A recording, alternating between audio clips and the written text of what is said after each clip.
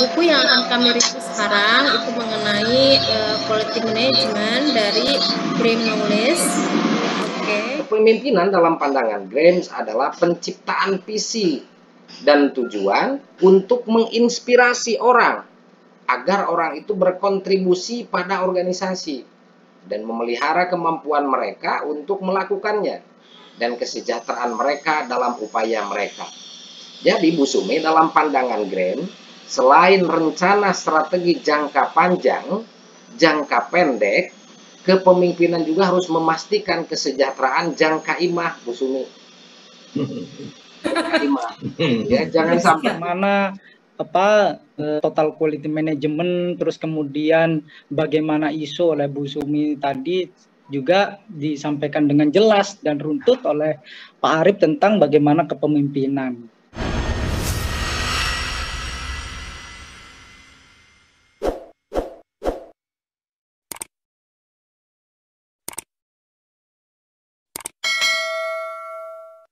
Ya karena chapternya berbeda, silakan aja nanti masing-masing pun juga memberikan refleksi ya terhadap satu dengan yang lainnya ya Pak ya.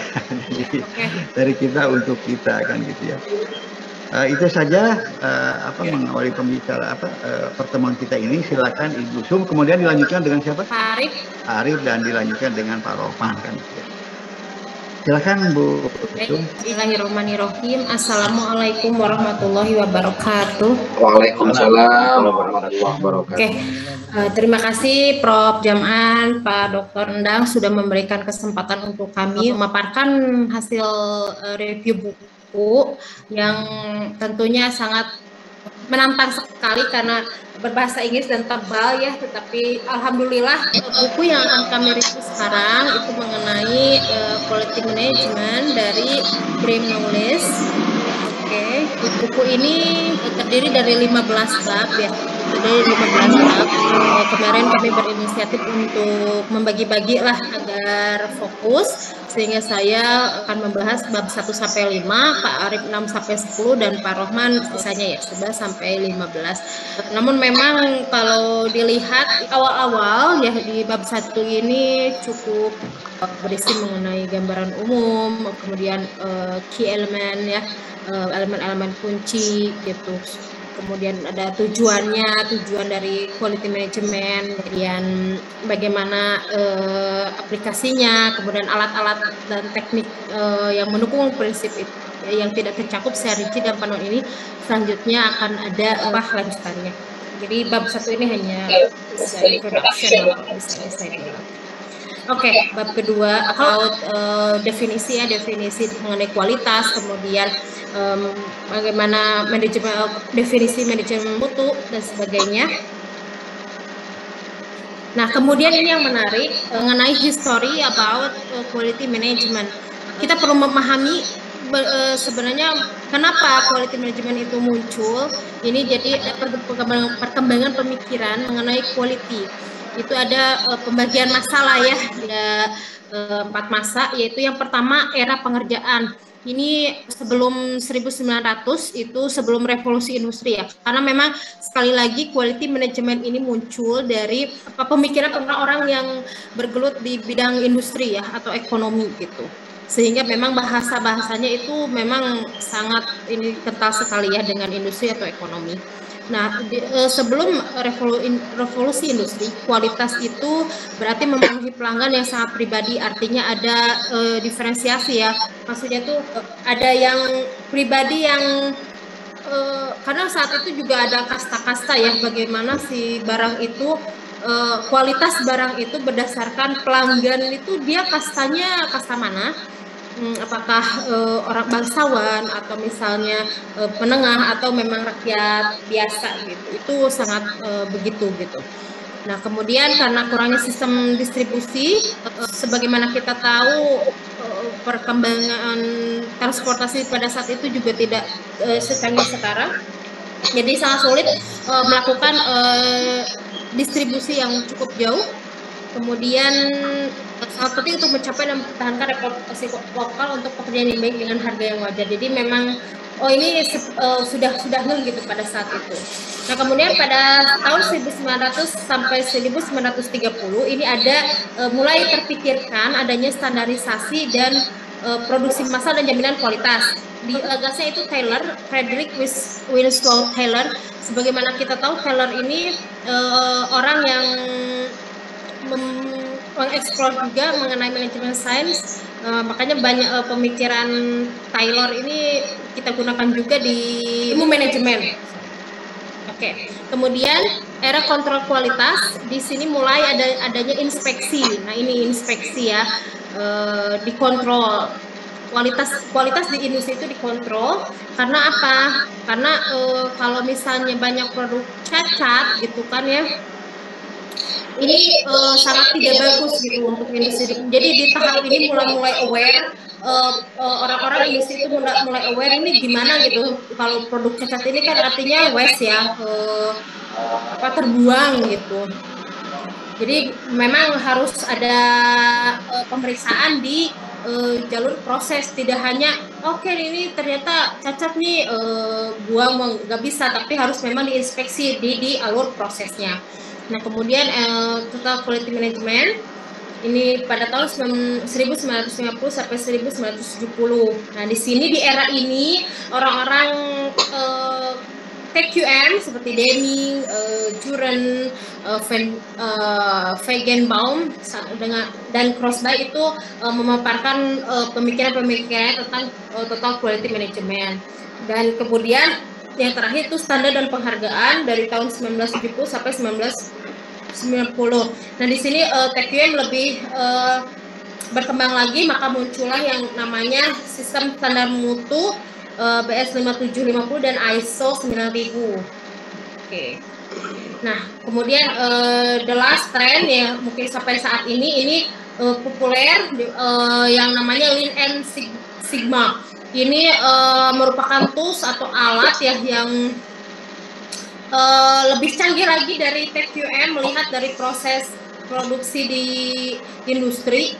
Ini lebih canggih lagi. Kemudian buku ini juga mengkritisi ya di bab 3 khususnya, buku ini mengkritisi mengenai manajemen mutu secara tradisional. Kenapa? Karena ada 5 hal yang menjadi kritik buku ini terhadap manajemen mutu yang dilakukan secara tradisional, yaitu kurangnya kepemimpinan, kemudian fokus jangka pendek, dalam artian kepemimpinan itu kan memang seperti kemarin juga dibahas ya, leadership dan manajemen itu berbeda kalau pendekatannya gitu. Kemudian fokus jangka pendek ini dalam artian hanya si perusahaan atau organisasi itu hanya memikirkan bagaimana meraih tujuan yang jangka pendek, yang biasanya jangka pendek itu berorientasi hanya laba, kemudian perbaikan yang sifatnya singkat gitu, tidak future perspektif gitu. Kemudian kurangnya fokus pelanggan itu tidak diperhatikan what is the customer need gitu. Kemudian biaya atau kualitas trade off, kemudian kurangnya pemikiran sistem. Nah, kurangnya pemikiran sistem ini diakibatkan dia nggak mau berubah gitu, hanya ini aja, sistem ini juga udahlah berjalan, tidak mau ada perubahan sistem yang lebih baik. Nah kemudian di buku ini juga mengulas mengenai benefit dari manajemen mutu itu ada yang nyata dan tidak nyata. Kemudian apa sih manfaat nyata dari manajemen mutu? Tentu saja kalau orang industri itu melihat pada manfaat nyata itu berdampak ke finansialnya atau tidak, berdampak ke profit atau tidak, biasanya seperti itu. Apakah peningkatan manajemen mutu ini bisa kalau di sini kan ada 5 tahap ya, ketika kualitas ditingkatkan, apakah itu mengurangi biaya, yang artinya ketika mengurangi biaya itu laba atau tidak. Kemudian produktivitinya improve tidak, produktivitasnya gitu. Kemudian capture market with better quality and lower price. Marketnya bagaimana dengan peningkatan kualitas ini? Market bersinar atau tidak gitu. seperti itu. Kemudian stay in business and provide more and more jobs. Ya intinya kan kalau misalnya ini sih seperti itulah ya pemikirannya.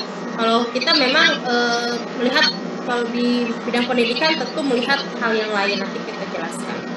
Kemudian manfaat tidak berwujud. Manfaat tidak berwujud ini ada 3, yaitu peningkatan pelanggan, artinya secara tidak langsung ya quality itu dapat meningkatkan pelanggan, itu harusnya memang tujuannya seperti itu. Kemudian peningkatan dan motivasi tenaga kerja, dan terakhir peningkatan dampak lingkungan. Dalam artian dampak lingkungan itu reduce limbah gitu, mengurangi limbah dan sebagainya. Karena berkurangnya waste product atau produk yang terbuang. Nah, kemudian yang bab 4 itu ada pemberian Denny. Ini yang 14 poinnya ini sudah sangat terkenal dan sepertinya memang sudah kita bahas di pertemuan sebelumnya. Ada 14 pemikiran dan kemudian ditambah lagi di buku ini tambah lagi ya ketika dia membahas mengenai 14 point of Deming. Jadi dia menambahkan lagi bahwa teori manajemen yang melibatkan pemahaman tentang yang disebut dengan penyakit mematikan yang mencegah terjadinya transformasi atau perubahan ke arah yang lebih baik, itu ada 4, yaitu kurangnya keteguhan tujuan. Ketika si lembaga itu merubah atau memodifikasi satu tujuan ke arah lebih baik, dia kurang teguh, kurang sabar, ya udahlah menyerah gitu, ya udah kembali lagi ke tradisional manajemen mutunya gitu. Kemudian penekanan pada keuntungan jangka pendek, yaitu tadi karena misalnya kalau misalnya manajemen mutu itu kan memang perlu satu dalam tanda kutip biaya baik yang terlihat atau tidak terlihat gitu. Nah ketika udahlah ini kayaknya untuk apa gitu ya, merugi gitu, lebih baik dia menyerah, itu biasanya yang menjadi penyakit mematikan. Kemudian evaluasi kinerja dan tinjauan tahunan.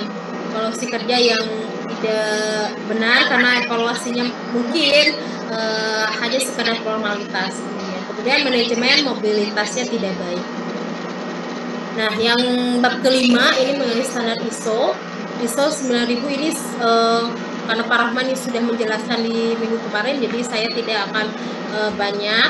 Ini hanya buku ini, intinya buku ini pengertiannya, karena kan tadi di masa itu ya, di masa yang keempat ya, di masa yang keempat itu ada ISO, jadi buku ini membahas mengenai ISO, kemudian prinsip dan isi, kritik ISO juga ada, kritik ISO. Saya memilih tema sentral mengenai why manajemen mutu. Nah di sini kita lihat ya, beberapa pihak sangat mendukung adanya manajemen mutu yang didasari oleh perubahan menuju yang lebih baik dan didasari 2 kritik. Jadi ada 2 kritik manajemen mutu yang didasari oleh perubahan, yaitu kritik terhadap praktik yang ada untuk menunjukkan mengapa status quo bukan pilihan yang layak, dan juga manfaat yang akan diperoleh dari perubahan itu sendiri.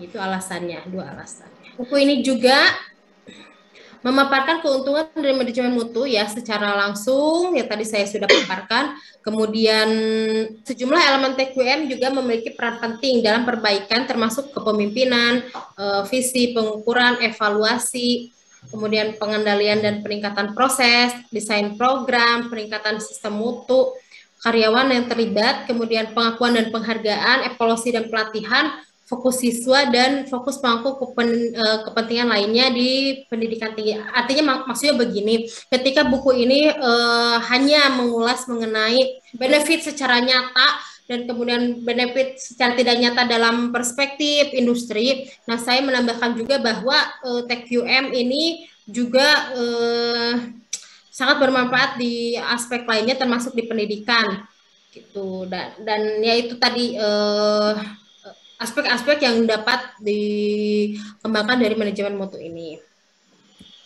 Nah kemudian saya ingin agak sedikit ini juga, ketika misalnya manajemen mutu, kita lihat ya, manajemen mutu itu beberapa buku TQM itu sudah pasti ya, sudah pasti mengeksplor mengenai bagusnya atau benefitnya, kemudian caranya, sistemnya segala macam mengenai TQM atau manajemen mutu lah ya.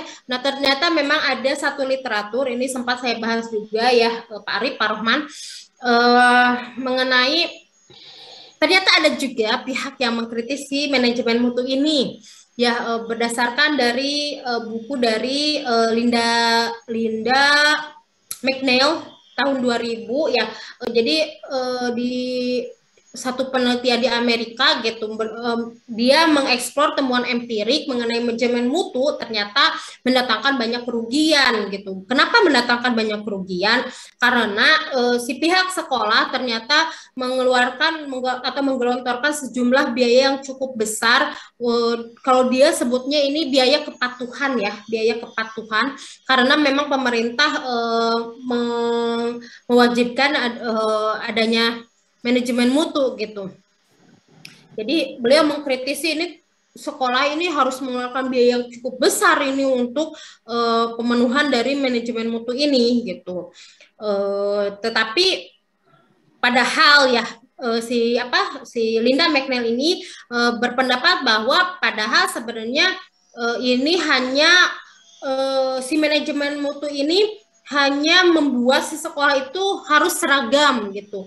Karena si McNeil ini mempunyai pemikiran bahwa sekolah itu harus open-minded terhadap student needs atau kebutuhan siswa. Siswa itu berbeda-beda, tidak bisa disamakan, tidak bisa distandarkan. Itu menurut beliau ya, tidak bisa distandarkan dengan standar yang sudah diberikan oleh pemerintah gitu. Jadi beliau agak-agak mengkritis juga nih, standar di pemerintah juga nggak bagus lah untuk siswa, karena kan setiap siswa berbeda-beda, setiap siswa membutuhkan sistem pendidikan atau sistem pembelajaran lah, sistem pembelajaran yang berbeda-beda satu sama lainnya gitu. Itulah ya kritik beliau. Jadi sehingga ini karena nggak tahu ya, mungkin pendekatannya juga lebih ke ekonomi juga. Jadi ini harus biaya tinggi nih. Nah, ketika saya merenung juga ya, ketika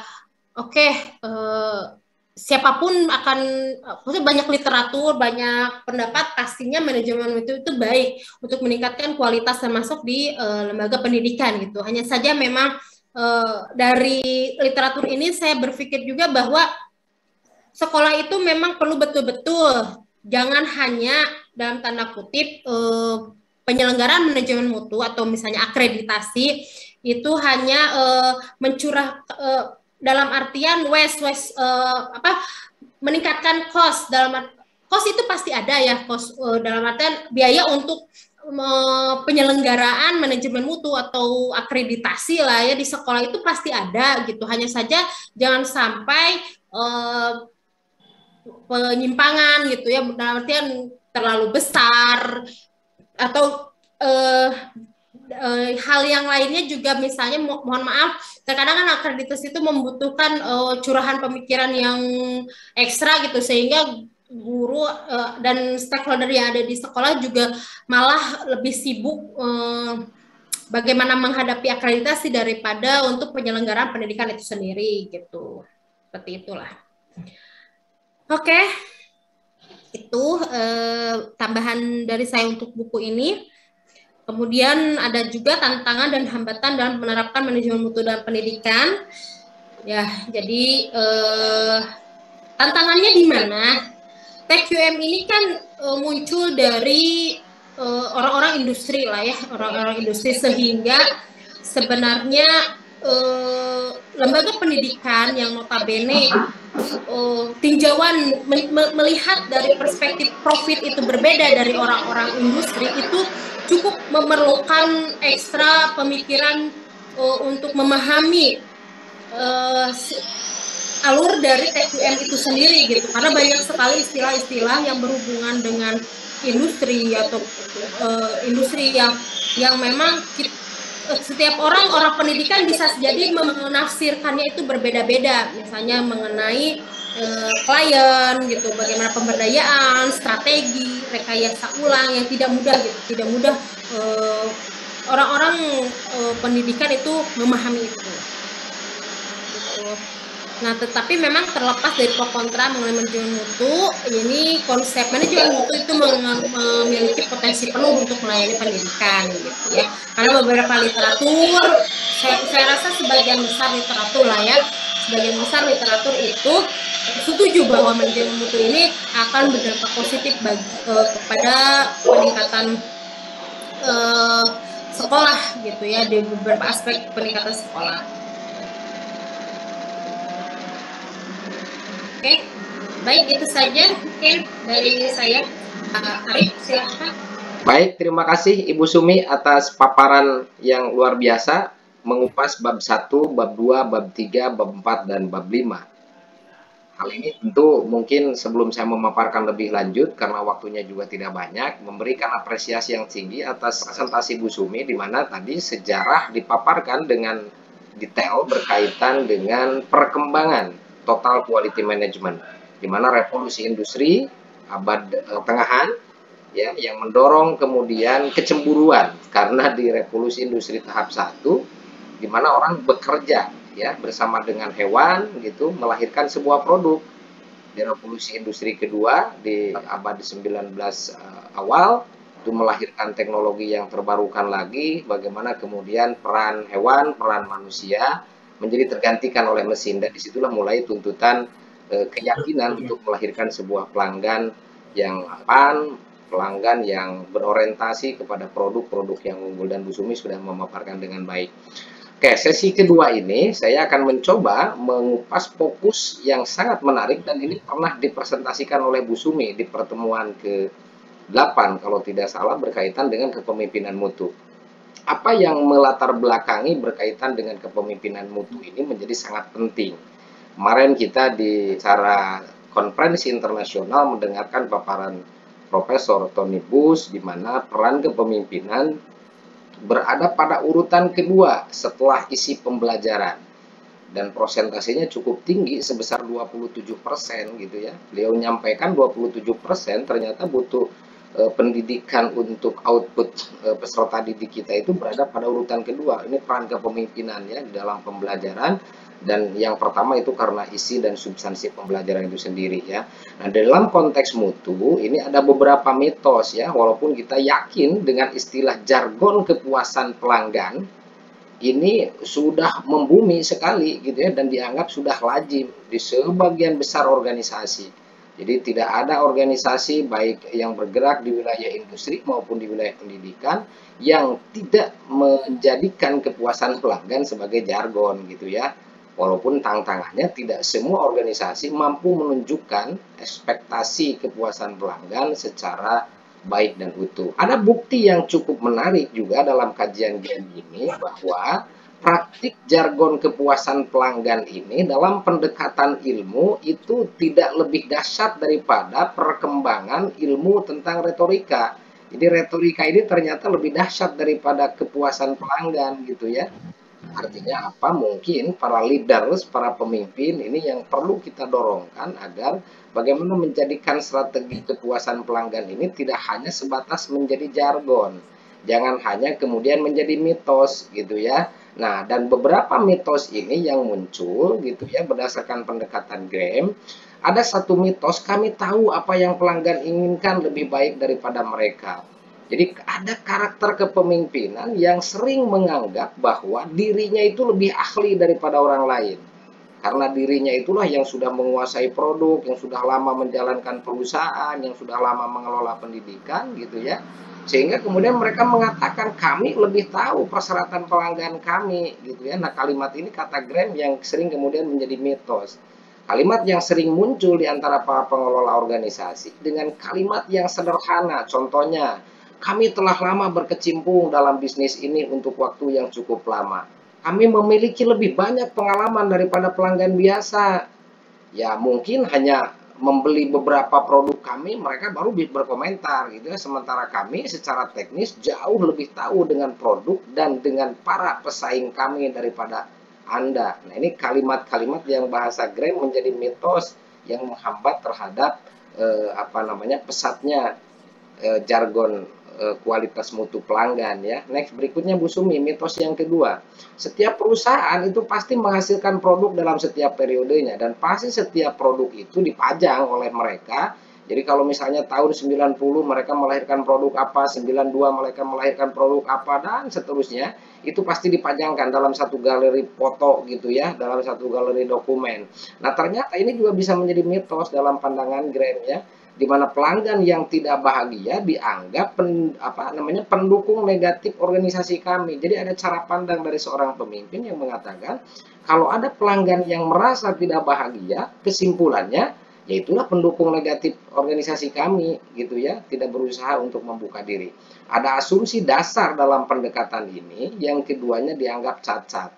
Dalam pandangan Graham, asumsi yang pertama bahwa pelanggan itu selalu berpenampilan ya. Maksudnya apa? Mayoritas pelanggan akan sering pergi ke tempat lain jika mereka tidak puas. Jadi kalau kita jadi pelanggan satu produk, di mana produk itu kita merasa ada ketidakpuasan, maka kita akan mencari tempat lain karena kita memiliki performa yang lebih baik. Jadi kalau Ibu Sumi pesan satu merek kerudung yang digambar belanja online kerudungnya seperti sangat hebat, begitu dibeli ternyata kerudungnya tidak sehebat seperti yang ada di gambar, maka dipastikan Bu Sumi bulan berikutnya pesan kerudung tidak lagi di toko yang sama walaupun belanjanya sama-sama online. Nah inilah asumsi yang pertama yang kemudian perlu diingat sebagai implikasi dari mitos pandangan terhadap galeri-galeri produk yang ada yang dihasilkan dari sebuah produk industri ya. Karena pelanggan biasanya ketika tidak puas maka dia akan mengeluh dan mencari tempat lain. Nah jika kita menanggapi keluhan secara efektif, kata Graham, kita dapat menghasilkan pengalaman positif bagi mereka yang terlibat ya, tetapi mereka selalu memprioritaskan ya diri mereka dan memiliki pengalaman yang sejak awal yang itu menjadi lebih baik. Asumsi yang kedua, kata Graham, kurangnya kepuasan sama dengan kepuasan. Jadi ada asumsi di antara para pengelola organisasi itu ketika memperoleh anggapan tadi, ada asumsi ya, kurangnya kepuasan sama dengan kepuasan. Nah ini ya, artinya bahwa kami tidak menyarankan, kata Graham, untuk menanggapi keluhan hanya menjadi tanggapan dari jawaban keluhan pelanggan.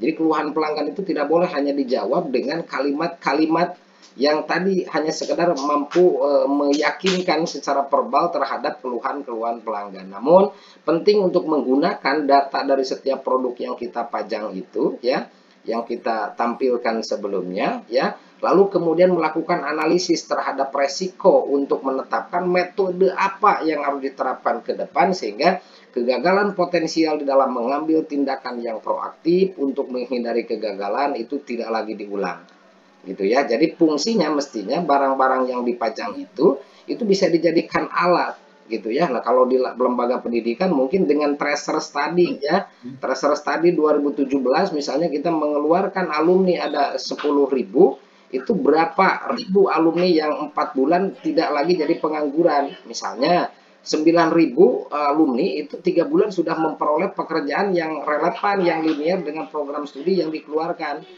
Ada 1.000 lulusan kita yang dia baru mendapatkan pekerjaan setelah 1 tahun lulus gitu ya. Lalu kemudian dilihat grafik lagi di tahun berikutnya tracer study-nya seperti apa. Nah itu dianalisa. Kenapa kemudian misalnya serapan peluang lulusan alumni lembaga kita itu lebih tinggi di 2019 dibandingkan 2017. Nah inilah yang dimaksud oleh Graham, bagaimana kemudian pajangan-pajangan output produk tadi alumni kita menjadi standar acuan untuk menganalisis resiko. Oh mungkin ternyata dosen di periode 2020 karena kesejahteraannya sudah ditingkatkan, apresiasinya tinggi, itu rewardnya diberikan lembaga tinggi sehingga motivasi mengajarnya tinggi. Ketika motivasi mengajar dosen tinggi, akhirnya prestasi siswanya pun juga tinggi. Nah kebijakan di 2017 gitu ya, kebijakan lembaga kita belum memberikan proporsi yang baik untuk mengapresiasi dosen agar dosen itu kemudian melakukan proses-proses pendidikan dan pengajaran yang lebih baik. Nah analisa perbandingan strategi kebijakan di 2017 dengan 2020 itulah yang akan melahirkan keunggulan di 2021-2022. Next berikutnya. Mitos yang ketiga dan keempat, pelanggan dan loyalitas pelanggan. Pelanggan adalah gagasan yang dihargai, tetapi agak reduktif dalam konsepsinya. Nah, ini kalimat reduksi ya, kalimat reduktif di dalam konsepsi Graham ini, masalah yang dianggap sering diucapkan itu selalu diulang-ulang ya. Bentuk kalimatnya, saya ingin produk atau layanan ini mencapai tingkat kinerja tinggi. Jika kinerja memenuhi atau melampaui tingkat ini, pelanggan akan puas dengan masalah itu. Nah, kata Graham, jika tidak, maka pelanggan tidak akan puas dengan masalah ini. Dia sedikit mengutip ada hasil risetnya Goltz dan Depis pada tahun 2010 yang menunjukkan bahwa jika nilai pelanggan ya dalam artian sesuai teori relativitas layanan itu sesuai dengan persamaan ya di bawah ini nih contohnya hasil dikurangi harapan sama dengan nilai pelanggan. Ketika hasilnya sama dengan harapan, maka nilai pelanggan itu dianggap nol. Jadi ada rumus di dalam quality manajemen di dalam kepemimpinan itu bahwa harapan itu setelah dikurangi hasil harus melahirkan nilai ya, nilai pelanggan yang baik. Jadi jangan sampai kemudian sama dengan harapan gitu ya, maka nilainya itu menjadi nol dalam pandangan Graham gitu ya, yang dikutip dari pandangan Depis dan teman-teman ya. Next berikutnya Bu Sumi. Nilai pelanggan ya. Yang pertama ini tentu di dalam filosofi Edward Salis juga Edward Deming ya, harus zero defect, bebas dari kesalahan.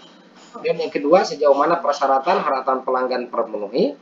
Kemudian yang ketiga, keterlibatan emosional dengan produk atau layanan yang dihasilkan. Kemudian yang keempat, kualitas kontak komunikasi dengan pemasok ini harus selalu dijaga di dalam menjaga mutu tadi.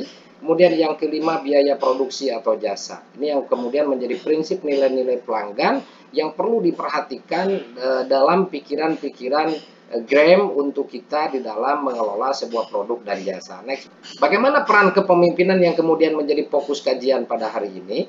Kepemimpinan dalam pandangan Graham adalah penciptaan visi dan tujuan untuk menginspirasi orang agar orang itu berkontribusi pada organisasi dan memelihara kemampuan mereka untuk melakukannya dan kesejahteraan mereka dalam upaya mereka. Jadi Bu Sumi, dalam pandangan Graham, selain rencana strategi jangka panjang, jangka pendek, kepemimpinan juga harus memastikan kesejahteraan jangka imah, Bu Sumi. Ya, jangan sampai kemudian orang mengabdi lama gitu di lembaga pendidikan, di organisasi, untungnya banyak, ya feedback ke yayasannya tinggi, feedback ke perusahaannya tinggi, tapi kesejahteraan mereka rendah. Nah ini yang tidak memenuhi prinsip yang ketiga. Setelah jangka panjang, jangka pendek, nah jangan lupa jangka imah. Jadi kesejahteraan itu harus dipastikan gitu ya Bu Sumi, anaknya berapa gitu ya. Tidak mungkin gitu dosen yang jumlahnya anaknya 6 gitu kesejahteraannya sama dengan dosen yang jumlah anaknya hanya 2 atau 1. Nah, ini pemimpin harus menciptakan itu ya, karena disitulah fungsinya leadership.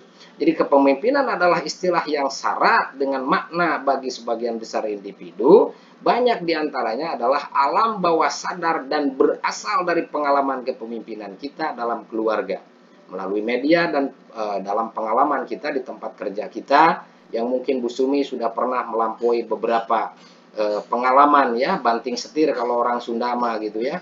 Saya sendiri mungkin sudah 7 kali Prof sebelum jadi dosen ini gitu ya.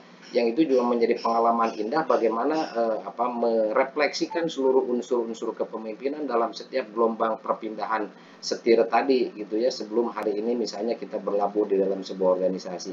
Hal ini telah menyebabkan beberapa mitos yang masif dan merusak di dalam organisasi. Di antaranya misalnya next Bu Sumi ya, mitos di dalam kepemimpinan yang juga penting untuk kita perhatikan.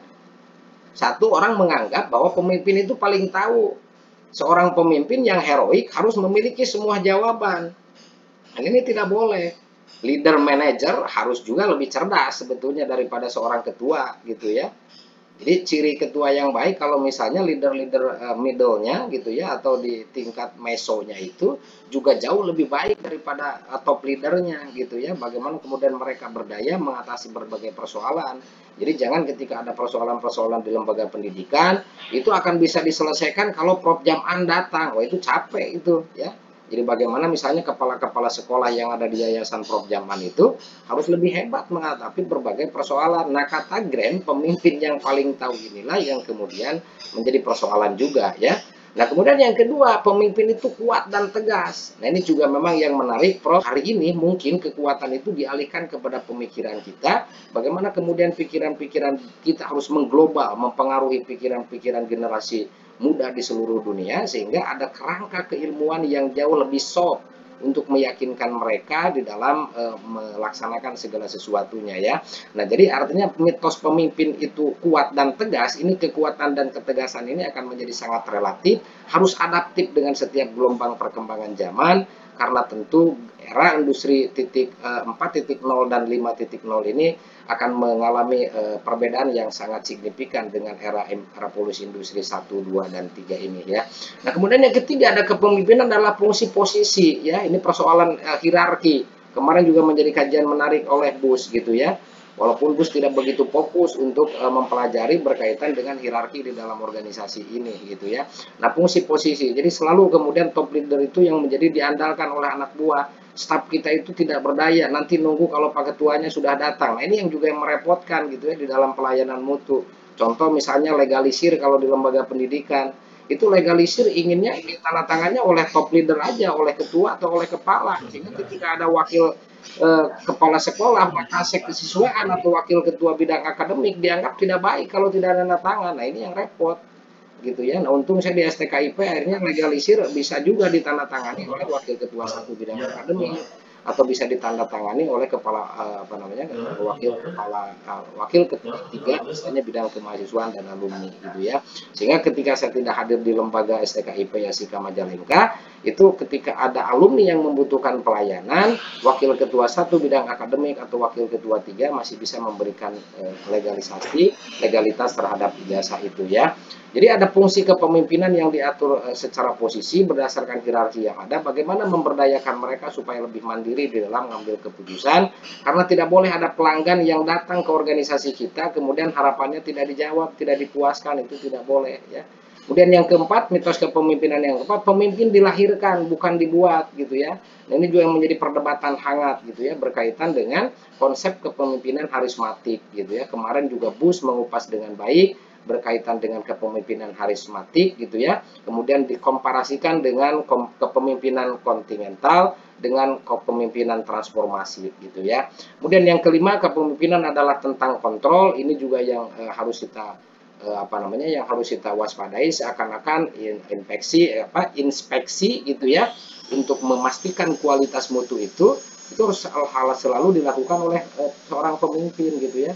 Nah, kepemimpinan yang baik itu tadi yang didistribusikan dengan baik di seluruh jenjang dan level untuk memastikan visi misi organisasi kita itu bisa dipahami dengan baik oleh seluruh pekerja kita, sehingga mereka bisa memastikan setiap standar prosedur yang dilalui itu harus benar.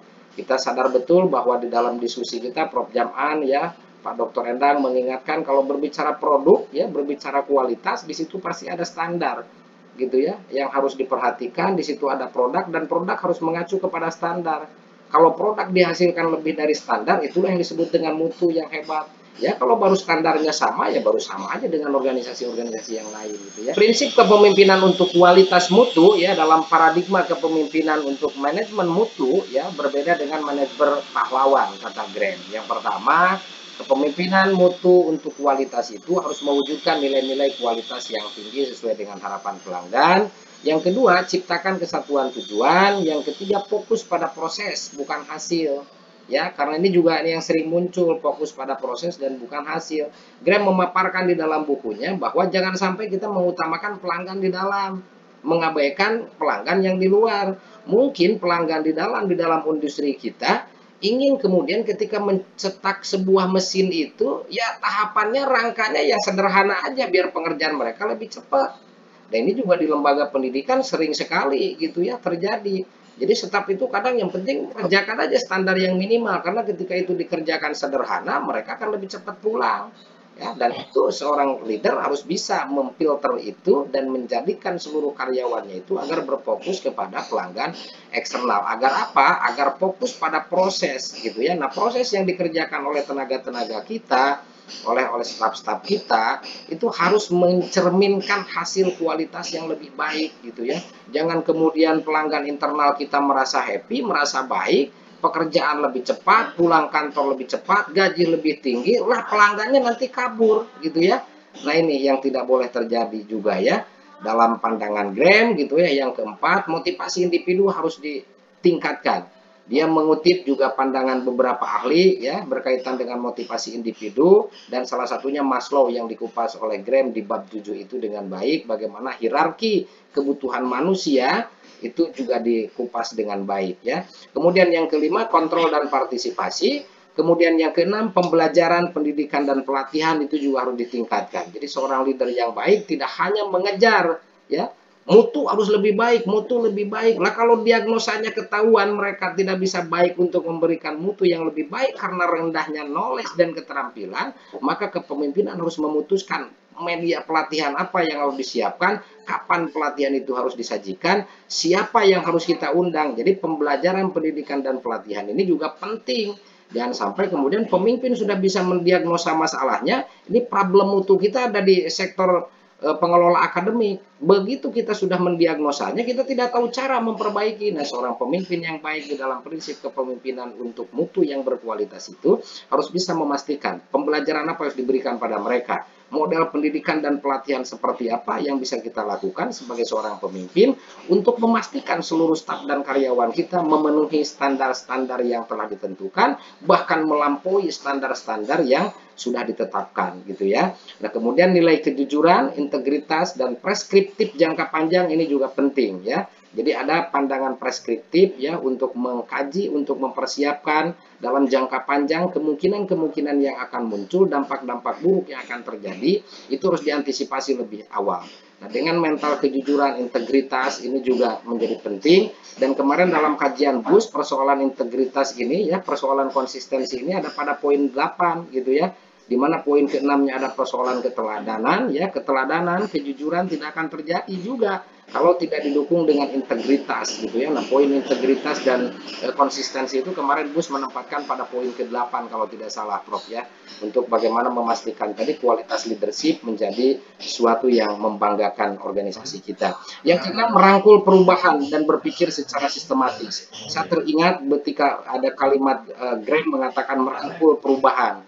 Ya, kalau Prof Jam'an mengatakan ya jangan memukul kalau ada manajer kita yang tidak baik gitu ya. Ya jangan dimaki-maki, harus diarahkan, dibina, dirangkul bagaimana memahami produk kita, bagaimana mereka dilatih untuk memahami visi dan misi, tujuan serta sasaran organisasi kita, agar kemudian mereka bisa dilatih berpikir secara sistematis ya, agar organisasi kita tidak mengalami kematian. Saya teringat dengan tulisan Prof Endang di dalam Bunga Rampai Administrasi Pendidikan, organisasi sekolah sebagai organisasi sosial itu hidup gitu ya. Pak Dr. Endang mengatakan bahwa ibarat daun itu bisa jatuh dari pohon. Kenapa jatuh itu bisa daun itu bisa jatuh dari pohon? Mungkin sistem metabolismenya sudah tidak baik lagi. Nutrisi yang diserap akar sesungguhnya baik, tetapi ya sistem yang ada di dalam pori-pori daun itu sudah tidak lagi menampung itu, sehingga kemudian dia harus jatuh gitu ya. Nah, saya kalau membaca tulisan Pak Dr. Endang tadi berkaitan dengan filosofi organisasi, di situ bahwa organisasi harus selalu adaptif gitu ya, harus selalu adaptif, sistem kita harus diperbaharui, hierarki kita harus juga diperbaharui, kepemimpinan kita harus juga terus dievaluasi, ditingkatkan agar dari tahun ke tahun itu sesuai dengan tuntutan perubahan zaman. Perubahan zaman dimaksud apa? Harus mencerminkan kebutuhan pelanggan dengan baik gitu ya. Bahwa pelanggan itu dari tahun ke tahun terus mengalami perubahan yang begitu pesat gitu ya, yang dipengaruhi oleh ilmu pengetahuan dan teknologi. Dan ini kita harapkan tentu kepemimpinan mutu itu harus memastikan tadi organisasi kita jangan sampai ditinggalkan oleh pelanggan kita. Organisasi kita jangan sampai ditinggalkan oleh publik gitu ya. Bagaimana? Nah, ini tantangan seorang pemimpin. Makanya Prof Jam'an mengatakan sekolah yang hebat itu pasti di balik itu ada administratur yang baik gitu ya. Pasti ada pemimpin yang hebat mengendalikan itu. Jadi tidak mungkin kemudian satu sekolah itu unggul, hebat, kalau tidak didukung oleh kepemimpinan yang hebat, yang berkualitas. Ya. Next, pengambilan keputusan kepemimpinan, aspek kunci dalam perspektif Graham, ya, dalam pengambilan keputusan untuk manajemen mutu ini. Yang pertama, terima kompleksitas, ya, kenali bahwa tidak mungkin ada jawaban sederhana untuk pertanyaan strategi, ya. Jadi ini terus butuh olah pikir, dan kita hari ini kuliah di UPI, tadi sesuai dengan pernyataan Prof. Dokter-dokter UPI harus memberikan kerangka konsep yang baik, tampil ketika di pojok-pojok mimbar akademik itu, harus memberikan alternatif-alternatif yang mencerahkan dengan argumentasi dan logika berpikir yang sistematis gitu ya, sehingga orang kemudian mudah untuk memahami dan menyelenggarakan setiap strategi dan konsep berpikirnya ya. Nah, mudah-mudahan apa yang kita kerjakan hari ini juga bagian dari instrumen itu untuk memastikan bahwa kepemimpinan mutu kita menjadi lebih baik, sehingga di dalam pengambilan setiap keputusan di dalam level organisasi kita menghadirkan satu pencerahan kepada anggota organisasi kita. Yang kedua, membuat keputusan praktis di tingkat organisasi terendah dengan menghargai keahlian lokal untuk menghadapi peringkat atau peringkat yang dirasakan. Yang ketiga, buat keputusan separtisipatif mungkin, baik untuk meningkatkan keterlibatan dan memungkinkan potensi kesulitan praktis untuk diungkapkan dan dihindari. Kemudian yang keempat, waspadai bias Anda ya, karena di dalam pandangan Graham ada beberapa bias juga disampaikan oleh orang lain untuk memastikan keputusan seobjektif mungkin.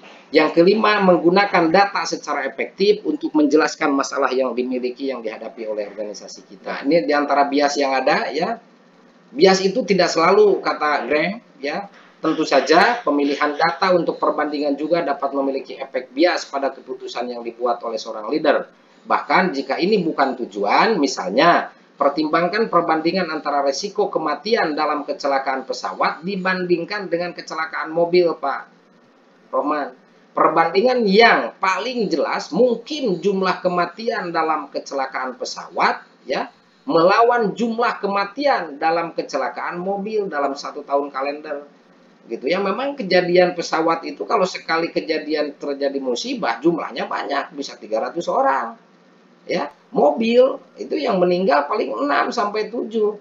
Tetapi orang beranggapan bahwa kalau kecelakaan pesawat itu lebih dahsyat daripada kecelakaan mobil. Padahal dengan mobilitas yang begitu tinggi di Jakarta sehari berapa puluh juta gitu mobil yang masuk keluar Jakarta. Yang kejadian kecelakaannya mungkin per kilometer ada 1 insiden. Gitu ya, dari kalau dibentangkan dari Sabang sampai Merauke atau yang paling dekat di Pulau Jawa gitu ya, dari Jawa Barat ke Jawa Timur, dalam lintasan perjalanan di tol udah ada berapa ratus kejadian, tetapi publik kadang menganggap bahwa pesawat itu ketika sudah terjadi bencana luar biasa. Nah, kita di dalam organisasi pun jangan sampai begitu, kata Graham gitu ya.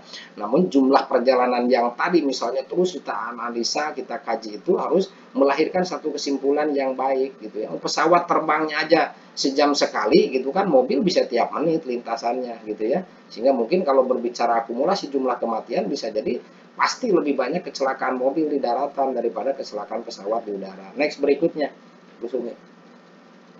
Penggunaan manajemen data yang efektif, kata Graham, sebagian besar organisasi bercita-cita untuk membuat keputusan yang tidak memihak dan efektif berdasarkan data. Ini yang penting, tetapi ada jumlah pendekatan untuk menggunakan data manajemen yang dipertanyakan validitasnya dan memfasilitasi keputusan yang efektif. Ini juga bagian penting yang harus kita lakukan sebagai bagian dari diri kita, personal kita sebagai seorang pemimpin ya. Pendekatan perbandingan alternatif adalah meninjau angka-angka terbaru dalam hal memenuhi target yang ditetapkan untuk periode-periode tertentu ya. Next berikutnya, Bu Sumi.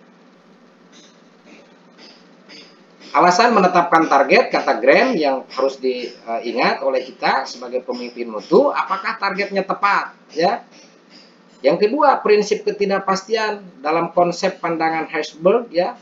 Pada tahun 74 dia mengatakan bahwa tindakan mengukur sesuatu ya, apa saja yang kita ukur kemungkinan akan mempengaruhi hasilnya. Misalnya menempatkan ya pengukur aliran di dalam pipa akan mempengaruhi aliran. Mungkin sangat kecil, mungkin juga bisa signifikan ya. Karena tidak mungkin ketika ada masukan ukuran ke dalam pipa itu tidak mempengaruhi aliran. Sama juga di dalam organisasi kita begitu. Dan alasan yang ketiga, mengoptimalkan proses atau target ya. Dia mengatakan bahwa target menetapkan batas harapan. Jika target mudah dicapai, Apakah Anda melampauinya dengan cara yang jauh dan mengambil resiko dari target yang jauh lebih sulit daripada waktu ke waktu? Apakah Anda datang tepat sasaran, kata Graham, ya, aman karena mengetahui bahwa ini berarti hal-hal tidak dibuat terlalu sulit untuk kali yang lain, ya. Ini mungkin tidak memberikan keuntungan bisnis terbaik, tetapi akan membuat hidup individu lebih mudah, ya. Next berikutnya Bu Sumi, 2 slide lagi kalau tidak salah. Nah, ringkasan dan dampak dalam hal melihat dan menganalisis kepemimpinan dalam konteks manajemen mutu, terdapat banyak buku, kata Graham itu, yang semata-mata fokus khusus mengkaji topik ini, ya, sehingga tidak ada klaim dan dirinya pun juga tidak mengklaim bahwa konsepnya ini adalah yang lebih baik, yang lebih hebat daripada buku-buku yang sudah terbit sebelumnya atau yang akan terbit setelahnya, ya, tentang bagaimana perawatan yang komprehensif, tentang kepemimpinan mutu. Namun prinsip yang ditetapkan mencerminkan dasar yang kuat bagi pendekatan kepemimpinan untuk mengungkapkan, ya, untuk mengembangkan keunggulan sebuah produk, barang, dan jasa. Kepemimpinan itu kompleks dan sulit, kata Graham, ya. Ini melibatkan kombinasi integritas, keterampilan manajemen orang, pemahaman proses, penggunaan data, pandangan dan kerendahan hati seorang pemimpin, yaitu juga akan sangat berpengaruh, tetapi ketidakseimbangannya sangat tinggi, kata Graham, baik pada tingkat pribadi maupun organisasi. Untuk itu, saya ingin menyampaikan yang terakhir, Bu Sumi, next slide terakhir. Mudah-mudahan ini menjadi wasilah untuk saya, khususnya Prof. Pak Rohman dengan Ibu Sumi, bahwa pemimpin itu memang butuh dilatih, ya. Butuh dilatih, karena tadi kompleksitas berbagai persoalan yang kita miliki memastikan kita bagaimana pada setiap level untuk berlatih dan terus berlatih, do and do, learn and learn. Kita evaluasikan karena kepemimpinan itu tidak tiba-tiba datang, tetap harus dilatih, harus digerakkan, dievaluasi, dilatih, diterapkan terus. Kita harus memiliki komitmen untuk memperbaiki mutu. Demikian Prof yang dapat saya sampaikan. Atas segala kekurangan saya sampaikan permohonan maaf yang sebesar-besarnya. Hilaf datangnya dari saya. Nilai-nilai kebenaran mudah-mudahan Allah yang tunjukkan kepada kita. Hasbunallah wa ni'mal wakil, ni'mal maula wa ni'man nasir, la haula wa la quwata illa billahil aliyyil azim. Saya kembalikan lagi ke Ibu Sumi, monggo Bu Sumi. Masih ada Pak Rohman, ya. Pak Rohman, ya Pak. Oke, terima kasih Prof. Prof. Jaman dan Pandang, Pak Dr. Redang dan Pak Arif, Bu Sumi, yang luar biasa sekali. Tadi sudah dijelaskan panjang lebar tentang bagaimana total quality management, terus kemudian bagaimana ISO oleh Bu Sumi tadi juga disampaikan dengan jelas dan runtut oleh Pak Arif tentang bagaimana kepemimpinan. Nah, tadi juga menyambung terkait dengan kepemimpinan tadi, bahwa itu termasuk bagian daripada kemitraan yang dibangun. Jadi sebuah perusahaan atau dalam sebuah lembaga atau organisasi itu, kemitraan yang dibangun itu ada beberapa macam. Kalau dalam bukunya Graham ini, yaitu ada pemasok pertama, terus kedua pelanggan, terus kedua pesaing, dan grup lain. Nah, tadi juga sudah dijelaskan bagaimana mutu itu bagaimana bisa melayani atau bisa memuaskan pelanggan. Nah, ini salah satu daripada kemitraan, yaitu kemitraan pelanggan. Nah, dalam buku ini saya mencoba menjelaskan dari bab 10 sampai ke 15 terakhir, mudah-mudahan the last but not the least gitu ya, bisa menjadi pelengkap. Nah, yang bab 10 itu dibahas bahwa kemitraan. Jadi kemitraan dan sumber daya. Nah, kemitraan dan sumber daya ini memang salah satu faktor yang cukup menentukan dalam proses manajemen mutu. Yang pertama adalah bicara sumber daya. Nah, sumber daya itu memang merupakan sebuah kunci kunci penentu sebuah kinerja sebuah organisasi untuk mencapai apa? Untuk mencapai keunggulan yang kompetitif.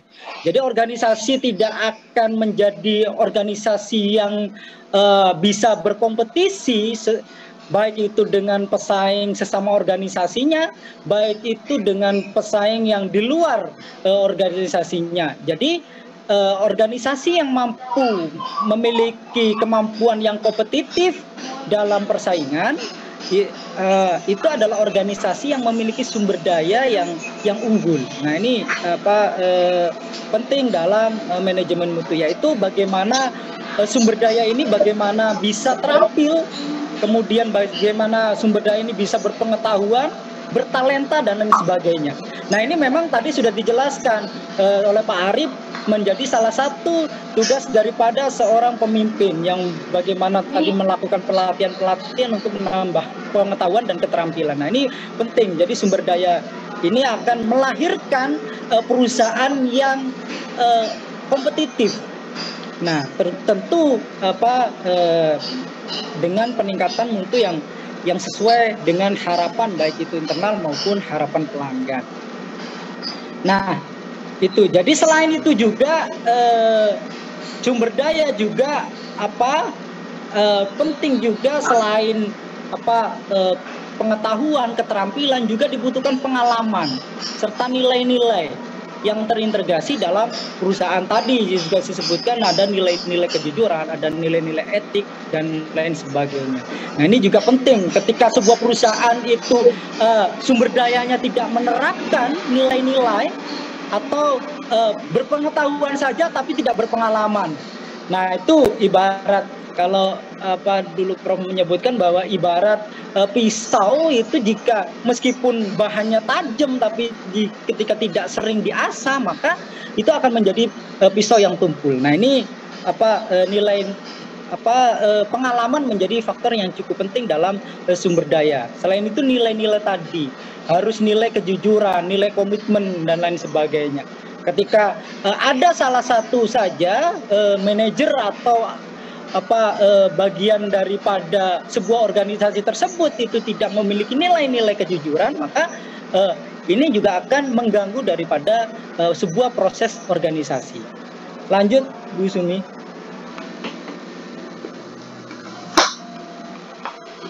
Nah, bab 11 ya.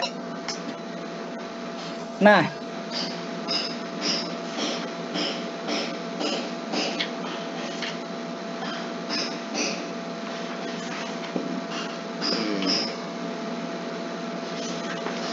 ini Pak Rahman, ini 11. Di mute Pak Rahman. Pak Rahman di mute tuh. Yang dibangun di sana. Nah, bayangkan kalau biasanya nilai-nilai kejujuran ini juga menjadi problem ketika di organisasi. Itu hal yang sensitif terkait dengan keuangan misalkan. Nah, misalkan ada bantuan dana misalkan dalam sekolah atau dalam perguruan tinggi, itu dari mana saja itu dilaporkannya ya tidak komprehensif biasanya gitu. Ada. Nah, ini kalau bagian penerimaan atau dana-dana bantuan tadi tidak memiliki kejujuran, maka ini juga bermasalah. Nah, itu dia bahwa pentingnya juga sumber daya yang ada itu dalam peningkatan mutu. Jadi untuk meningkatkan keunggulan yang kompetitif dengan adanya peningkatan kompetensi dan transfer pengetahuan yang dilakukan melalui pelatihan-pelatihan. Nah, ini tadi sudah dijelaskan oleh Pak Arif. Nah, selanjutnya yang kedua adalah kemitraan. Kemitraan ini memang penting juga dalam proses pengembangan organisasi yang mutu terhadap banyak pengaruhnya. Kadang-kadang mutu itu barang, meskipun barang yang bermutu, kadang-kadang ketika sebuah perusahaan tidak bisa mendistribusikan dengan baik, tidak bisa mendistribusikan dengan baik, karena apa? Karena kurangnya mitra. Nah, ini juga penting. Makanya dalam perguruan tinggi, dalam akreditasi, salah satu yang menjadi titik fokus adalah kemitraan dengan pola kerjasama. Di sana harus ada hadirnya lembaga-lembaga industri atau dunia industri yang terkait. Nah, ini harus ada konektivitas, harus ada kemitraan. Agar apa? Agar lulusan yang dihasilkan oleh sebuah lembaga pendidikan tersebut bisa terserap oleh dunia kerja. Nah, ini yang harus dibangun, yang mungkin Pak Arif sudah lebih paham ini, bagaimana membangun kemitraan dengan dunia industri, dengan lembaga-lembaga lain di luar kampus. Nah, ini penting karena salah satu fokus tadi, akreditasi tadi itu menjadi titik fokusnya ketika sampai seberapa lama mahasiswa itu menganggur terserap oleh dunia industri ini. Kalau perguruan tingginya tidak memiliki kemitraan yang baik, misalkan terkait magang, tidak memiliki koneksi sesuai dengan jurusan atau prodi atau fakultas yang ada, maka sudah mungkin dipastikan bahwa ini akan berpengaruh terhadap akreditasi. Nah, jadi kemitraan ini penting bagi luaran, bagi organisasi juga, selain juga bagi lulusan kalau ketika di perguruan tinggi. Nah, saya teringat ketika ada senior dulu di organisasi itu bilang begini Pak ke saya, Prof. Ada 3 hal Kak yang harus diperoleh dalam hidup itu. 3 hal itu yang menentukan hidupmu itu nanti kedepannya seperti apa. Yang pertama itu uang, Prof. Jadi kalau kita tidak punya uang, maka kita tidak bisa hidup survive. Terus kemudian kemitraan dan pengetahuan.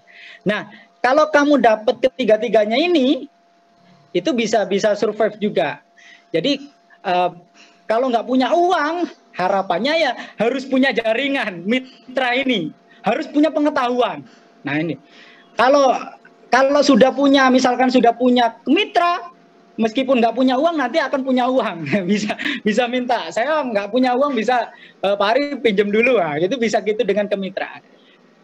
Nah dengan kemitraan juga bisa dibangun pengetahuan. Nah ini juga begitupun juga sebaliknya. Jadi kemitraan ini memang luar biasa ketika berhasil dibangun oleh sebuah lembaga pendidikan. Makanya harus ada tracing alumni dari perguruan tinggi itu dia berada di mana, penyebarannya seperti apa. Nah ini juga penting dalam membangun kemitraan. Kemitraan di sini di dalam GRAM ini dijelaskan bahwa kemitraan ini berfokus pada hubungan jangka panjang dan kualitas serta kepercayaan. Jadi jangan sampai membangun kemitraan itu hanya dalam jangka pendek saja gitu. Di depan baik gitu ya, di awal-awal perkenalan awal terlihat baik gitu. Kadang-kadang kita sering terjebak itu. Bahwa dia orangnya baik. Terus kemudian pas di akhir-akhir ternyata kita ketipu gitu. Itu sering sekali terjadi. Nah, ini kemitraan ini bagaimana harus dijaga dengan dalam proses yang jangka panjang. Yang selanjutnya dalam GRAM dijelaskan bahwa kemitraan itu dibangun melalui pemasok tadi, pelanggan, pesaing dan grup lain. Jadi mitra itu yang pertama bisa dilakukan dari pemasok.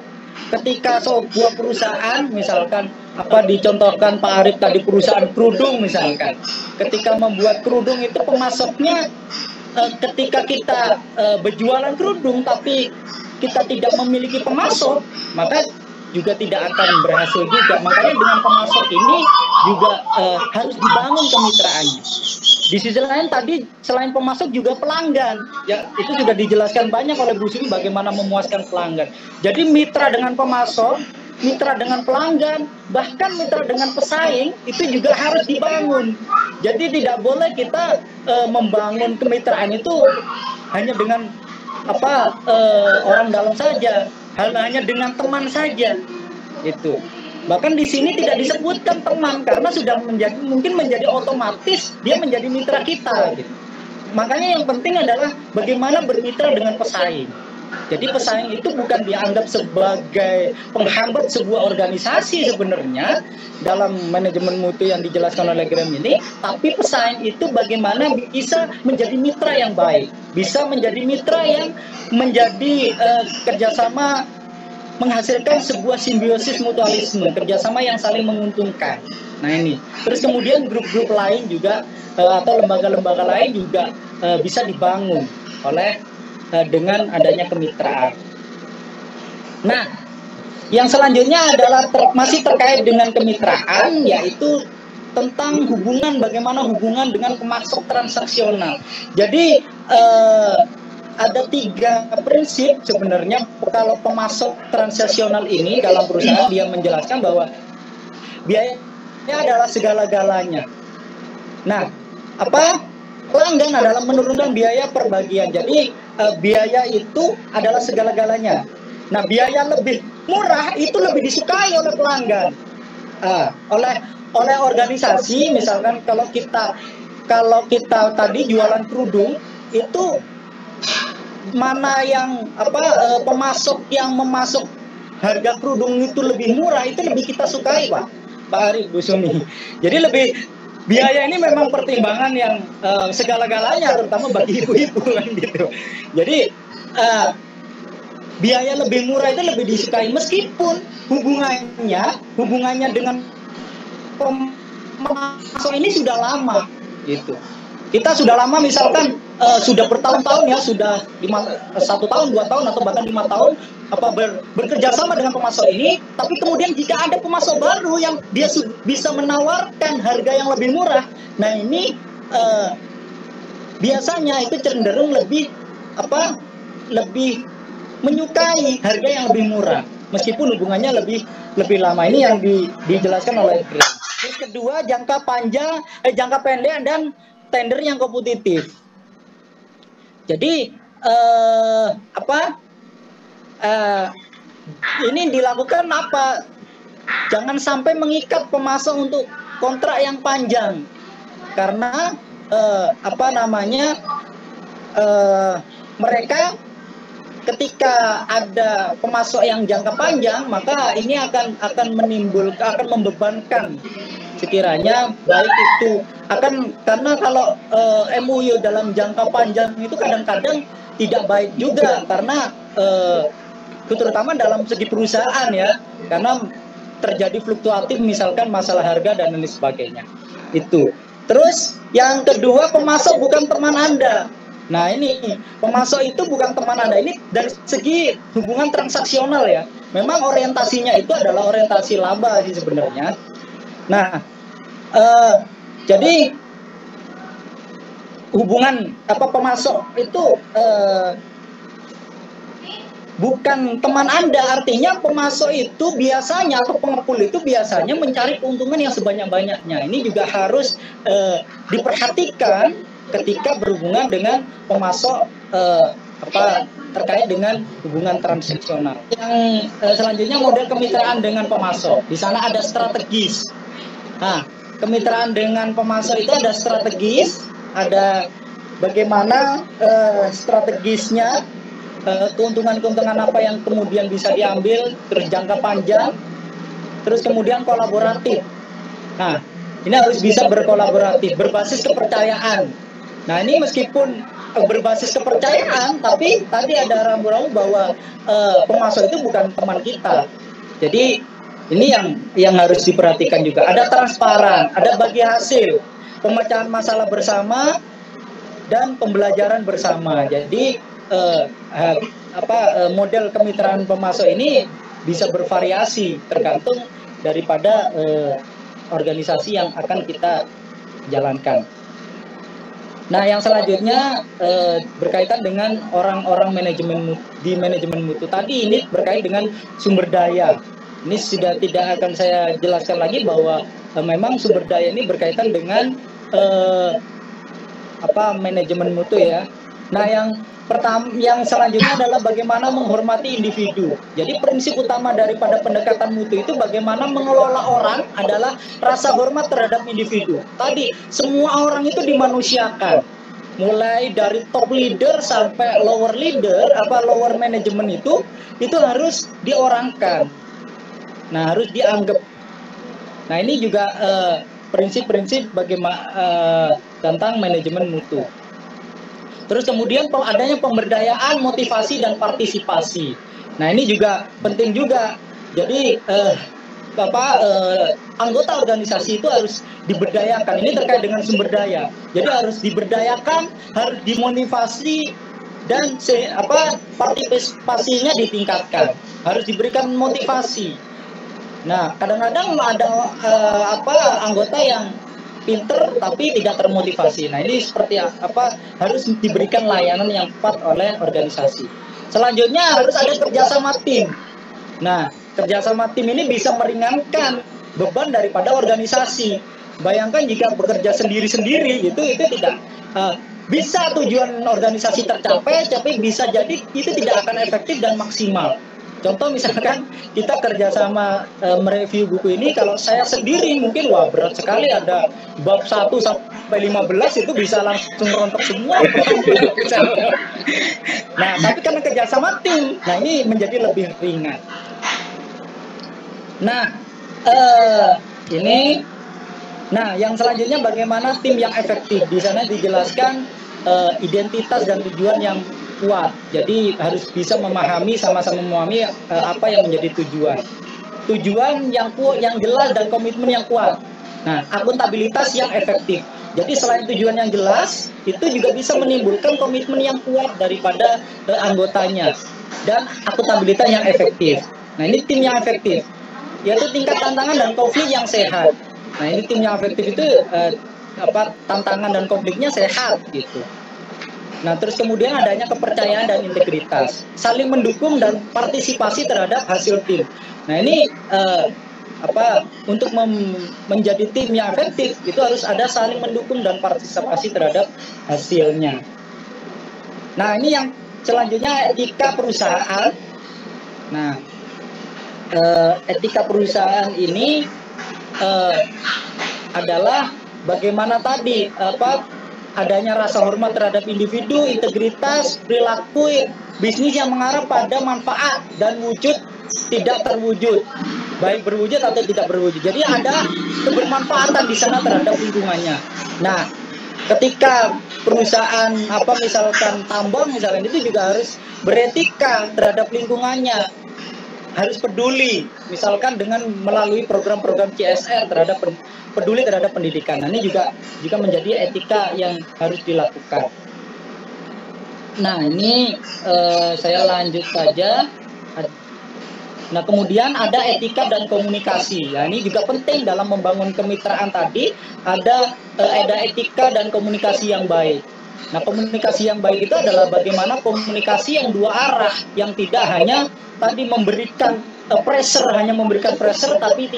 tapi tidak memberikan solusi terhadap suatu masalah. Nah, ini juga ini. Jadi komunikasi yang baik itu adalah bagaimana tidak hanya sekedar memberikan informasi saja, tapi harus ada timbal baliknya. Nah ini manfaatnya kita bisa ini sendiri. Nah ini pembelajaran dan peningkatan proses pembelajaran. Jadi dalam perbaikan yang berkelanjutan, karena manajemen mutu adalah, kalau kata Prof. Jaman itu adalah bukan destiny tapi adalah traveling yang selalu ada perubahan-perubahan, maka di sana ada pembelajaran. Harus bisa adaptif terhadap perubahan. Nah ini juga dengan cara tadi ada siklus plan, do, study, dan X, PDSA, atau banyak sekali yang bisa dilakukan. Nah terus yang selanjutnya fokus pada peningkatan. Nah ketika bicara manajemen mutu tadi juga harus ada fokus pada peningkatan. Bagaimana mengurangi biaya proses, meningkatkan kualitas proses, meningkatkan percepatan proses dengan mengurangi waktu. Nah itu aja Prof, sekian, terima kasih atas waktunya, kurang lebihnya saya mohon maaf. Oke, terima kasih nih Pak Busumi, Pak Arif dan Pak Rohman yang sudah mencoba melaporkan, mereview buku yang ini luar biasa ya, dimana kalau saya pilah-pilah ini memang yang pertama berbicara tentang konsep ya, tentang apa itu manajemen mutu. Yang kedua Pak Arif tadi menekankan kepada masalah pelanggan dan kepemimpinan ya, sedangkan Pak Roman ini menekankan kepada masalah kemitraan. Bagaimanapun juga sulit bagi sebuah organisasi saat ini untuk bekerja sendiri ya, perlu bermitra dengan pihak-pihak yang lain. Kemudian juga terakhir terkait dengan pentingnya masalah pemberdayaan perempuan. Dan memang ini dalam TKM prinsipnya adalah tidak mungkin satu mutu ini terwujud karena usaha seseorang, tetapi usaha bersama. Nah, untuk selanjutnya kami persilakan Prof. Jamaan untuk memberikan refleksi terkait dengan apa yang sudah dipaparkan oleh kawan-kawan ini. Silakan, terima kasih. Terima kasih Pak Nang. Saya sudah mengisi chat, mungkin sudah dibaca. Ya ini review buku ini ya gotong royong ya. Tapi barusan Pak Nang sudah memberikan garis besar isi buku ya. Tadi sudah benar juga di awal tadi saya ikuti ya. Bagaimana proporsi 5 bab pertama, 5 bab kedua, dan 5 bab terakhir. Ya. Dan memang quality management itu never ending process ya, satu proses yang terus menerus ya. Kalau saya baca di dalam buku-buku yang terdahulu ya, itu memang membentuk quality culture dalam education itu sangat penting, membentuk budaya mutu, quality culture ya. Ya persoalannya apa sih indikator quality culture itu? Nah ini yang perlu dielaborasi ya. Nah tapi jawabannya adalah apabila quality is traveling not destination. Nah ini budaya mutu. Jadi traveling perjalanan, jadi tidak pernah berakhir. Jadi kalau hidup personal itu mencapai husnul khotimah ya, Pak Rohman ya. Ya, Pak Sumi, Ibu Sumi ya. Iya gitu, kalau itu filosofi personal ya. Quality is traveling, not destination. Jadi terus saja ya kita inginkan kehidupan diri sendiri yang makin baik ya. Nah, sekarang organisasi ya, gimana itu ya travelingnya? Ternyata di sini tidak lepas dari posisi competitiveness Pak kalau organisasi ya. Organisasi yang memiliki core bisnis sejenis ya. Tetapi apa makna competitiveness di dalam quality as traveling? Ternyata itu ya saya baca kalau di dalam education, mungkin juga dalam bisnis, itu creativity and innovativeness. Jadi kreativitas dan inovatif. Jadi mencari suatu cara-cara yang lebih bagus, lebih baik dengan kompetitor dalam tanda petik ya kompetitor. Jadi kalau perguruan tinggi Pak Arif kompetitornya siapa? Ya. Jadi bukan diisi oleh iri dengki. Nah ini penting juga ini. Ternyata saya menerjemahkan begitu. Perbedaan kartu ya. Kalau perbedaan kartu mah oleh saya diundang nanti. Disuruh menjadi narasumber.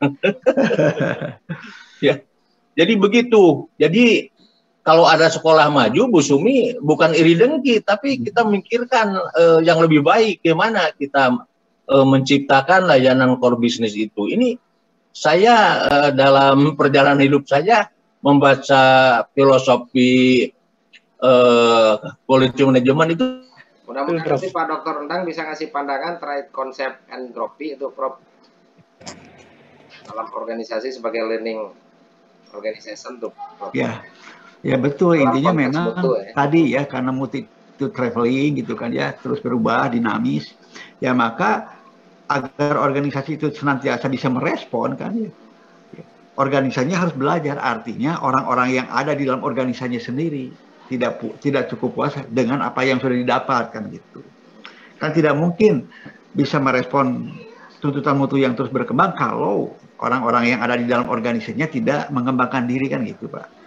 Jadi yang namanya organisasi belajar itu artinya adalah orang-orang yang ada di dalam organisasi baik secara kelompok maupun individu terus mengembangkan pengetahuannya, keterampilannya gitu kan, sehingga mampu menciptakan sesuatu yang baru yang betul-betul bisa memenuhi atau melampaui harapan pelanggan itu sendiri kan. Dalam bidang bisnis itu luar biasa kan Pak ya. Dalam bidang bisnis kan luar biasa kan, lebih-lebih tadi ada persaingan kan gitu ya. Tidak mungkin produknya bisa kompetitif kalau tadi ya si organisasinya tidak mampu menciptakan inovasi dari produk yang dihasilkannya itu sendiri. Sekolah pun juga sama kan, pada hakikatnya kan begitu Pak ya. Sekolah pun juga sama kan gitu ya. Nah, gitu. Makanya organisasi yang bisa kompetitif manakala senantiasa menjaga mutu tadi.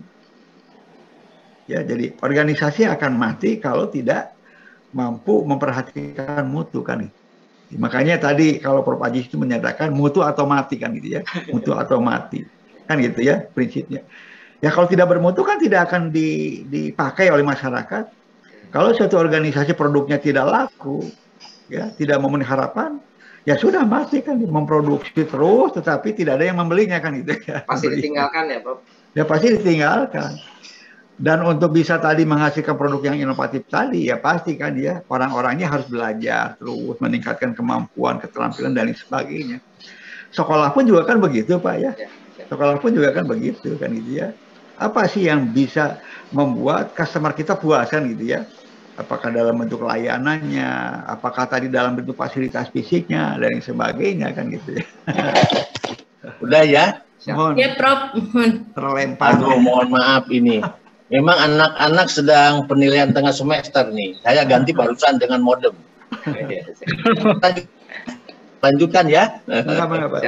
Ya. Prof, Jadi saya sedang bicara mengenai itu ya, budaya mutu ya dikaitkan pada education ya. Yang intinya adalah quality culture itu ada di dalam traveling ya. Jadi never ending process begitu. Jadi competitiveness itu diisi dengan creativity and innovativeness, bukan bahasa agama, bukan iri dengki ya.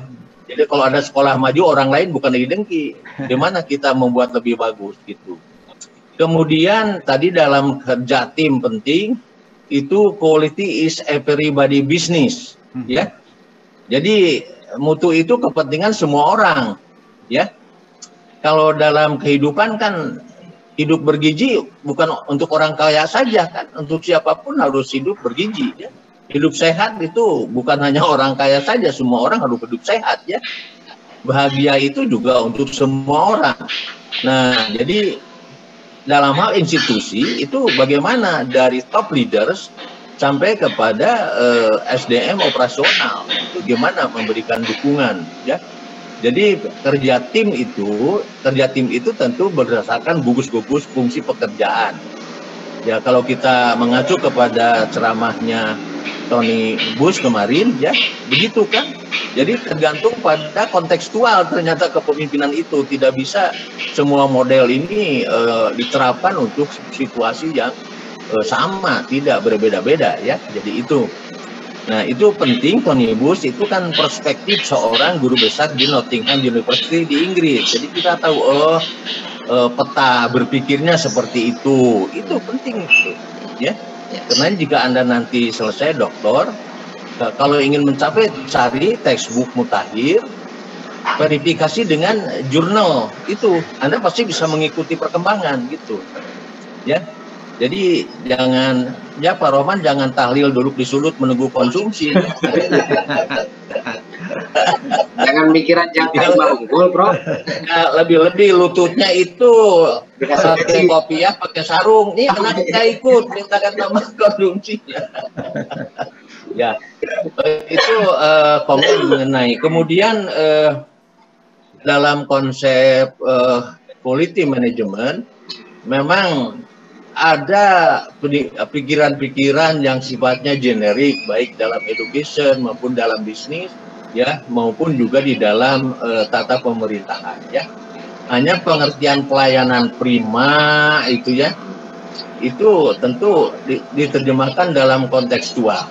Iya. Jadi mengenai kebutuhan dan kepuasan, itu kalau dibaca di dalam bisnis itu biasanya membagi segmen customer itu Pak Arik ya. Yeah. Ada segmen customer dibagi ini ya.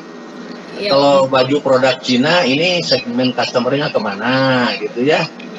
Kalau desainnya dari Ibu Sumi nanti produknya customer yang mana gitu ya. Begitu ya.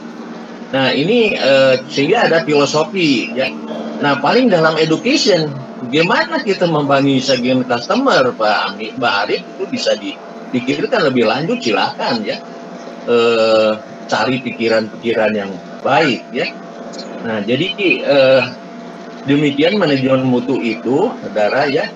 Hanya memang kalau dilihat dari perspektif sejarahnya ya, tadi bagus dimulai dari revolusi industri, karena memang mulainya itu dalam competitiveness di produk-produk industri ya. Kalau sekarang mungkin lebih pada produk jasa sekarang ya, seperti education kan produk jasa. Tapi education ini kan dilindungi oleh undang-undang ya di negara kita ya. Jadi negara menjamin layanan pendidikan untuk semua warga negara ya, dan semua dilindungi oleh hukum. Jadi waktu kita bicara manajemen mutu dalam education, itu kita tidak bisa lepas dari filosofi negara dan dokumen-dokumen legal kebijakan negara yang ada, gitu ya. Jadi kalau kita punya sekolah swasta juga, Pak Arif, yayasan, itu kita tidak bisa lepas dari filosofi bernegara, dokumen-dokumen publik yang menyangkut kelembagaan, plus dengan enrichment yang ada di dalam filosofi lembaga penyelenggara, begitu. Nah, diisilah dalam budaya mutu ya, competitiveness ya, innovativeness, creativity ya. Nah, kemudian dalam teamwork itu komitmen memang susah dibedah itu ya, makna komitmen itu susah dibedah ya. Dan itu sangat sangat kontekstual. Kalau di Indonesia ini saya tidak tahu, kan tidak ada kajian komitmen orang Sunda indikator utamanya apa. Ya, komitmen orang Jawa apa? Komitmen itu silahkan ya, ada kajiannya dalam textbook internasional. Tapi kalau saya refleksi di dalam konteks manajemen pendekatan kultural itu seperti itu analisis saya ya. Dan yang terakhir ini catatan saya, jadi bapak-bapak dan ibu ini, Pak Rohman, Pak Arif, Bu Sumi, jadi kuliah kita dengan Pak Endang sudah mendesain sesuai dengan agenda kuliah yang sudah dirancang bersama Pak Endang. Ini sudah lama dengan Pak Endang, dan kader forming yang melanjutkan ini nanti jika saya sudah selesai emeritusnya Pak Endang yang meneruskan ya. Jadi saya ini emeritus tahun pertama Pak Rohman ya. Jadi tidak terlalu berkepentingan dengan memiliki 2 kartu kalau saya. Yang berkepentingan Pak Arif itu harus ditawari ya. Siap, Prof. Siap. Nuhun, mudah-mudahan ilmu pengetahuannya bermanfaat, Prof. Dan kita dipertemukan di semester berikutnya, Prof. Jadi begitu ya Pak. Jadi ilmu manajemen mutu ini itu penting di dalam kedalaman atau aspek kajian administrasi pendidikan ya. Manajemen kan lebih sulit lagi ya, how to achieve purpose through people, manajemen begitu. Tapi administrasi lebih kepada kebijakan, pada elaborasi resources yang lebih luas kalau administrasi ya. Kalau leadership, how to influence people ya. Nah itu seninya juga luar biasa. Kemarin kan sampaikan oleh Bapak Joni Bus ya. Mungkin nanti kedalamannya pada askrim hari Sabtu ya. Saya pikir baiknya ikut, masih ada pembicara dari luar kan itu pada hari Sabtu itu ya. Nah jadi saya sudah menyampaikan ke Pak Endang bahwa kita akan mengakhiri kuliah hari ini ya, dan kami sudah punya portofolio 2 makalah ya, 2 presentasi dan review buku. Jadi ada 5 portofolio yang tentu weight-nya berbeda ya, makalah, PPT ya. Jadi kami tidak mempunyai poin ujian akhir semester, ada, cukuplah itu. Dengan 2 SKS ini dengan Pandang sudah sepakat ya, sudah cukup. Jadi tinggal Pak Rohman ditunggu ya 2 makalah. Ini kalah oleh Pak Rektor ya. Pak Rohman kalah sama Pak Rektor dan kalah sama Ibu Sumi yang punya. Ini sampai sakit makanya Prof, alhamdulillah. Mudah-mudahan. Tadi Pak Nang sudah mengatakan ya. Kapan Pak Nang tadi suruh diserahkannya? Minggu depan barangkali sebelum hari Jumat. Ya, sebelum Jumat kami akan mengolah portofolio dengan Pak Nang, harus sepakat hari Jumat, sehingga nanti kami tinggal menunggu submission nilai itu ke akademik di UPI ya. Jadi Saya juga mewakili Pandang ini, mohon maaf selama interaksi ini saya banyak bergoro kartu 1, kartu 2 ini ya, karena ada Pak Rohman masalahnya.